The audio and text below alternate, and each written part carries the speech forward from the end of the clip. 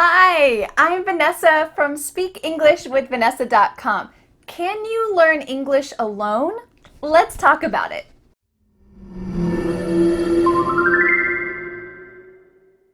A lot of my students ask me, Vanessa, can I learn to speak English without living in the US or another English-speaking country?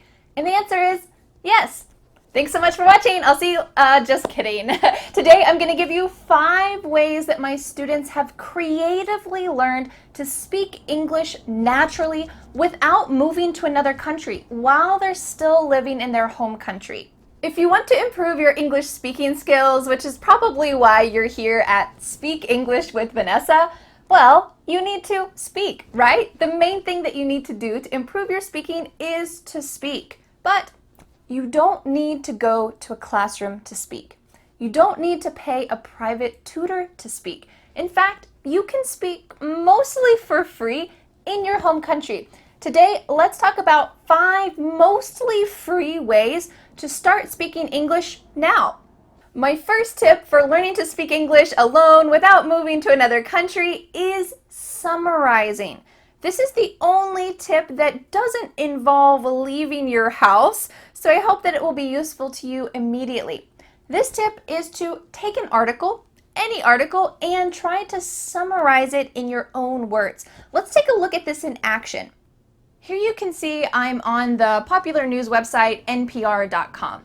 Well, let's click on this article about the World Cup.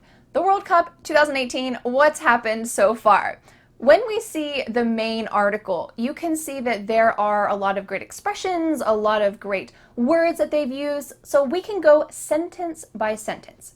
The first week of the World Cup is arguably the best. Great, we can summarize this and say, the author thinks that the first week of the World Cup is the best, in his opinion.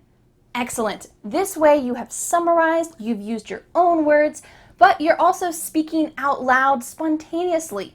Excellent. This is a great way to summarize. You can also do this with spoken questions. I made a video on my channel previously about learning English with stories, so we're going to take a look at that clip right now. You're going to hear me reading a short part of a story and then asking a question. All of the words that you can use to respond are in that paragraph, are in that section that you just heard. So you need to listen accurately, but you just need to summarize and restate, answer the question in your own words. This is a great way to practice speaking at home, but let's practice it right now. Let's listen. Sam felt relieved that someone else was aware of the hectic situation outside the airport. Sam told the driver the name of his hostel, which was supposed to be just 15 minutes away from the airport. Question number 5. Where did Sam want to go and how far away was it? How far away was it? Where did he want to go and how far away was it? So we need 2 pieces of information here. You can make a sentence with these in any way you'd like. Sam wanted to go to his hostel. That was only 15 minutes away. So we could say this in a couple different ways. You could say, Sam wanted to go to his hostel. And then we could make a new sentence here. It was only 15 minutes away. Great. We've got a lot of choices, but here I chose to combine these with the word that. And that's just going to give you another kind of sentence structure that you can integrate into your English learning. You can take a look at this full lesson up here or in the description or check it out at the end of this lesson. Make sure that you are speaking today. Start this right now. My next tip for learning to speak English without moving to another country is to use websites like meetup.com. I can almost guarantee that no matter where you live across the world, there will be a meetup in your city or near your city, and there's a high chance that there might be an English-speaking meetup as well. Let's take a look at the website really quick to see what options are available.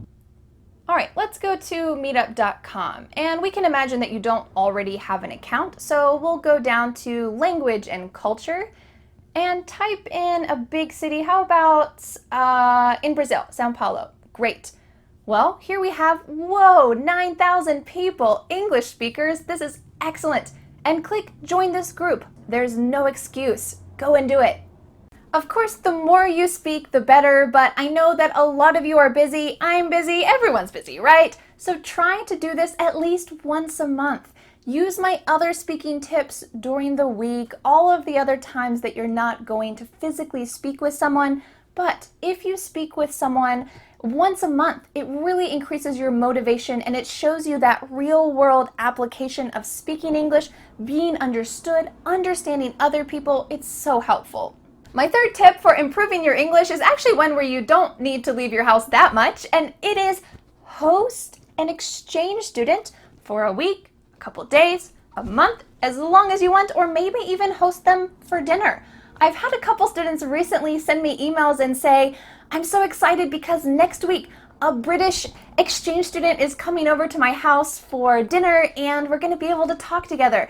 In fact, I have 3 examples of this that are pretty relevant. One of them was one of my Japanese students who invited a 16-year-old American student over to his house for a couple days so that his 16-year-old Japanese daughter could spend some time with her. But he also was in the house, he was taking them places, he was surrounded by their English conversations in his home in daily life. One of my other students from the Philippines hosted a British exchange student for a couple weeks during her summer vacation so that she could have some free time and connect with the student, but also show her places and just enjoy this real conversation. My final example is from my personal experience. A few years ago, I went over to dinner at my friend's house, and when I went there, there were 15 people from 15 different countries. She had invited tons of people from the local community who didn't have somewhere to eat dinner, no family to eat dinner with because they were just visiting or they were studying at the local university or they just wanted other people to connect with. So she invited these people over to her house for dinner, and you know what? The common language was English. Everyone was sharing these conversations and this dinner in English. Of course, you don't need to have someone actually stay in your home. Call the local university, and usually they're more than willing to help their students connect with a local family so that the student feels more integrated and more comfortable. You can host them for dinner once a week, for dinner once a month. You can even just be a contact if they need a local family to talk with.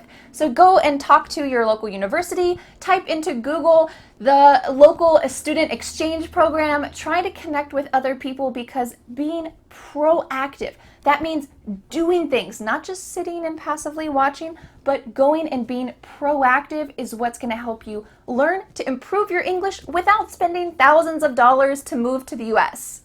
My fourth tip is to get involved in your community, specifically places where there might be tourists. So, for example, maybe there is a festival or event coming up and they need someone to volunteer to work in the information desk. I know for me, when I visited other countries and I needed help finding my way places or getting a restaurant recommendation and I went to the information desk, it was so helpful if someone could explain even a little bit in English. I felt so comforted and I felt like I could really understand what they were saying. So if you would like to volunteer at a festival, volunteer at an event, or maybe there's even an English pub or an Irish bar or an American restaurant, there are probably some English speakers who work there or who go there.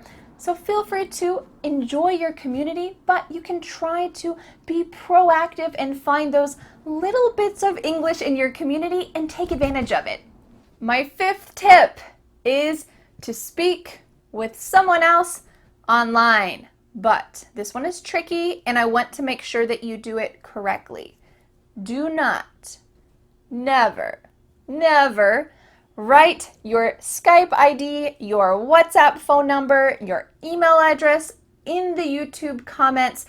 There are plenty of just bots and different things that are going around trying to take your information, and you're going to get spam calls and spam emails, and it's not a good way to share your information, but also it's not a good way to connect with someone. So this is what I recommend doing. Use the YouTube comments correctly. Let's imagine that you just watched a video about how to use should have. You can watch that here. Well, let's say that someone else wrote a comment and said, I should have started learning English with Vanessa earlier. It's It's a beautiful sentence, but you also feel like you connect with that sentence. You have had the same experience. You think, you know what, I should have started studying English with Vanessa earlier too. So you can comment on their comment and say, oh, when did you start learning English with Vanessa? I agree, I should have started earlier. Start a relationship. Start to connect with them. Don't immediately say, hi, let's speak on Skype. Because you know what? It takes a lot of courage to speak with anyone in a second language, in English, but to speak with a total stranger who just threw their contact information at you on the internet, it's a pretty low possibility that that's actually going to work out. Even if they're a nice person, it's going to be not as comfortable to connect. So I recommend just commenting together, start to get to know each other, and maybe after 4 or 5 or 6 comments back and forth, then you can start to say, hey, do you have Facebook? Let's connect. Here's my name on Facebook. Let's connect. Great. Or you can send them a private message and try to connect. Also, of course, if they are a beautiful girl or a handsome man, don't be creepy. You know what that is. Just be polite. A lot of my students in the course, the Fearless Fluency Club, speak together on a daily basis in Facebook Messenger, on Skype, and Google Hangouts. And it's a really great way to connect with each other and learn every day, learn about different cultures, and also use English. You can join up here if you'd like for $5 for the first month with the coupon code NEW. You can connect with tons of really passionate English learners. These are just a few of my top tips for speaking English, learning to speak English without going to a classroom, without paying a tutor, without moving to the US. So I hope that you can at least take one of these and be proactive. Take action today, because do you know what? Even if you moved to the US, even if you lived in the middle of New York City, you would still need to be proactive. I have students who have lived in the US for a long time and they're still struggling to learn English because they don't get out and meet other people. So even if you were living in the US, it's not a guarantee that you would become fluent. You need to be proactive no matter where you live. You clicked on this video because you want to improve your English speaking skills, so be kind to yourself and do it. Now I have a question for you. In the comments below this video, let me know, do you have any other creative ways to learn English, specifically to speak English naturally without leaving your home country? Let me know in the comments and let's share some ideas together. Thanks so much for learning English with me, and I'll see you again next Friday for a new lesson here on my YouTube channel. Bye! The next step is to download my free ebook, 5 Steps to Becoming a Confident English Speaker.